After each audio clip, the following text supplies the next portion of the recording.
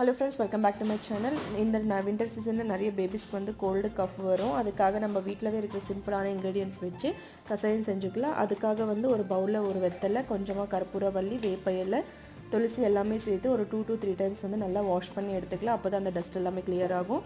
அதே பவுலில் வந்துட்டு 2.5 டம்ளர் வந்து தண்ணி சேர்த்துக்கலாம்.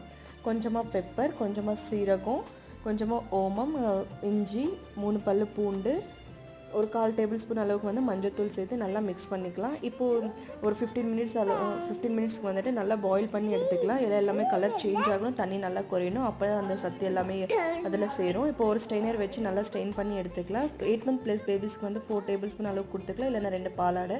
டாட்லருக்கு வந்துட்டு ஒரு 1/4 டம்ளர் கொடுத்தா போதும். இந்த மாதிரி நிறைய வீடியோஸ்க்கு என்னோட சேனல் வந்து சப்ஸ்கிரைப் பண்ணிக்கோங்க. பாய்.